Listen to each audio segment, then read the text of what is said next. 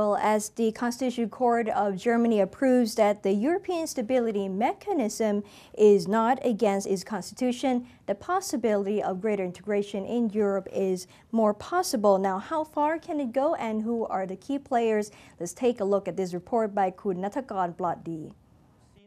Of events that signals that the European Union will be integrating into a closer union. We'll be looking at the key players involved in pushing for this integration. The first person right here is Jose Manuel Barroso, who used to be the president of Portugal. And right now, he's the president of the European Commission. His key words during the past week is that the European Union must integrate further into a federation of nation states. This means that they will have to subdue or let go of their sovereignty, the control of the nations politically, banking-wise, as well as the monetary policies. Now let's take a look at the next person who is of high importance, who is Mario Draghi. He is the president of the European Central Bank. The European Central Bank has the power to print the euro currency, and he has also said that he will do everything in his power to save the eurozone, which means he could be printing more money to help buy the sovereign bonds of troubled nations to push down the yields.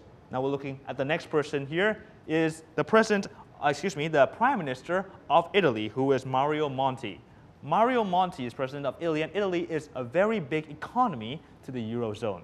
He has been a supporter of the ECB in printing more money and helping buying the bonds. This is a contrasting idea or norm from that of Germany, a very big pillar to the eurozone, as well as Italy has its national debt right now at 2.2 trillion euros, which is very troubled indeed and requires the attention of the ECB. Now moving on very quickly here, we have François Hollande, recently elected in 2012. This is a drastic change from the previous president of France, who is Nicolas Sarkozy, which signifies a big ally with Germany's Angela Merkel. Let's take a look a bit at François Hollande. Now he's taking a turn in policies towards the European integration, now embracing the European Central Bank's ideas of bond buying, an endless bond buying to help the yields of troubled nations. And now, taking a look at the other side, we have Angela Merkel, the Chancellor of Germany, who believes that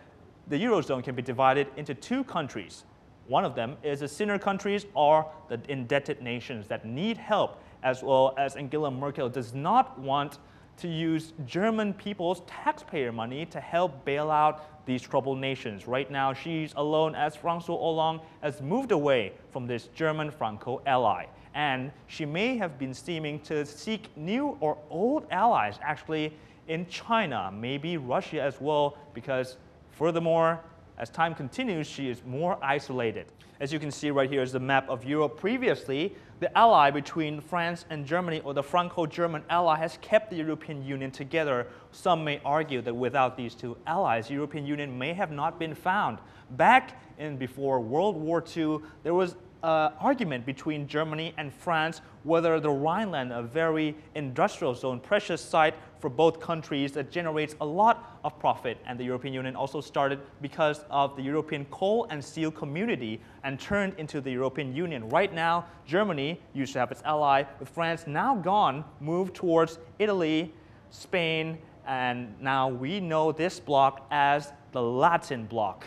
So now Germany is much more isolated than ever right now in the Eurozone alone, along with its opponents supporting infinite bond buying or further integration into, firstly, banking union, and then monetary union, moving on to the final stage, a political union where a federation of nation states will be found. We might be seeing a new nation, such as the United States, also might be called as the United Nations of Europe.